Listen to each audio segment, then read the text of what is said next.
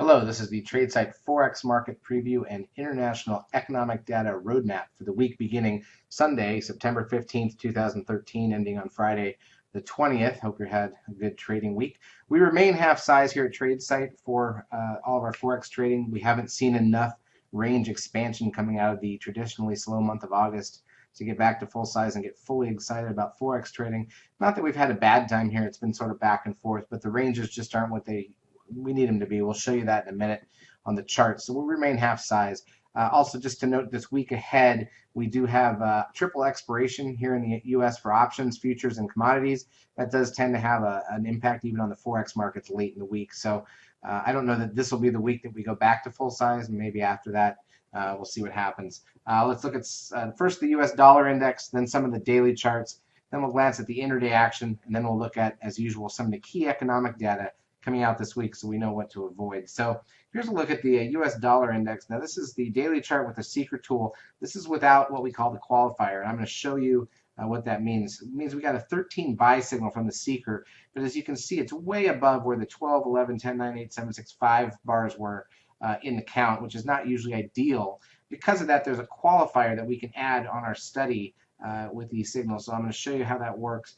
If you go into the tools for the seeker, basically you come down here and you're going to use the countdown qualifier, and when you do that, what happens is we have to close below the bar 8, which is right here, to get a 13. So instead we've got asterisks on bars that would have been 13s, but they're not below the 8.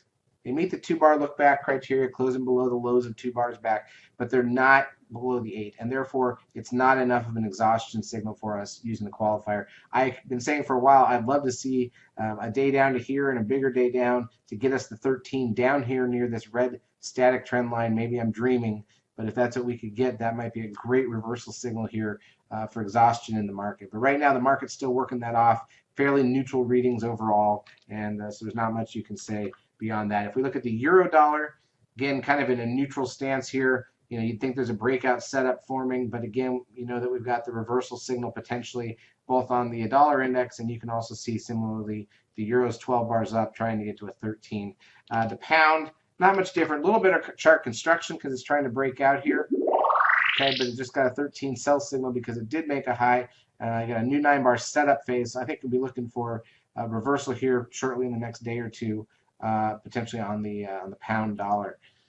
So let's take a look at the intraday ranges that we were seeing this week. We'll start. This is the Aussie dollar. Okay, 30-minute bars on these charts. This basically takes you back through the whole week, starting last Sunday at the open, and you can see high to low for the week about 160 pips on the Aussie dollar. That's not as good as some of what we've seen recently. Here's the pound dollar. Look how flat so many of these periods were this week. Nice big news spike here. It's half the range for the week. Another push on Friday, which we captured, made some money. But overall, a lot of very flat action, and total range for the week about 230 pips.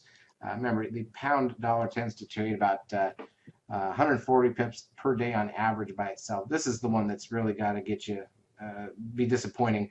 Even though you can see the 9-bar setups in each direction have sort of been the lows. Like a 9-bar setup here, we turned up. Another 9-bar setup here, we turned up. 9-bar setup here, we flattened out. This one not as much. But overall, here's the biggest problem. You can do all your analysis you want.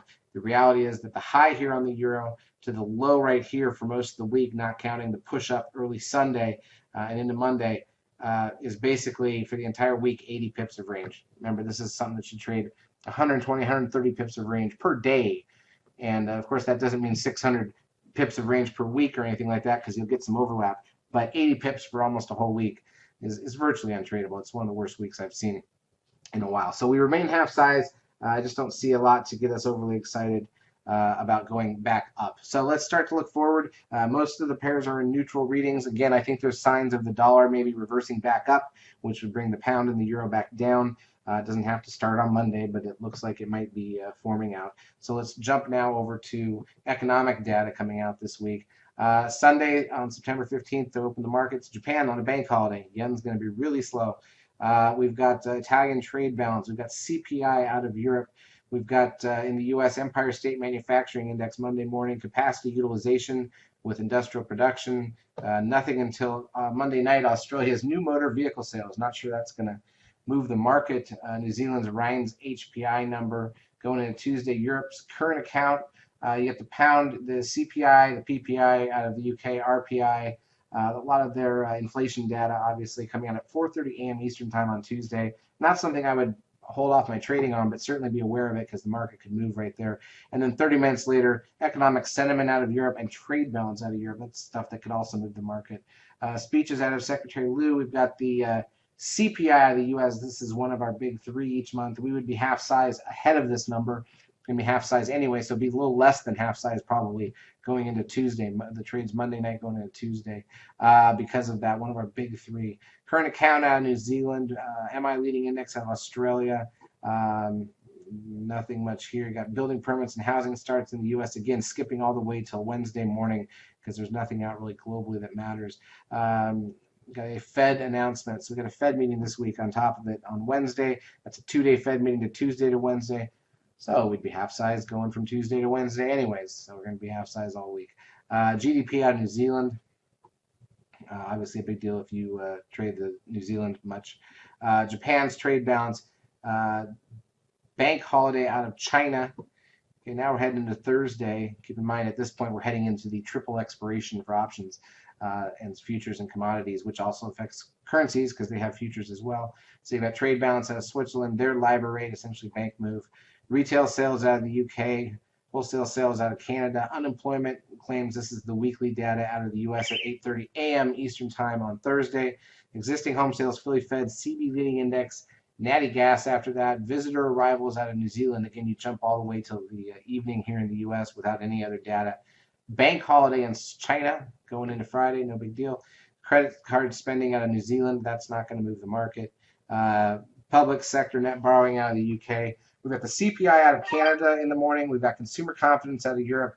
A couple of speeches by Fed members. Nothing really on Friday of note. Nothing here in the U.S. besides those speeches. But again, that's the triple expiration day.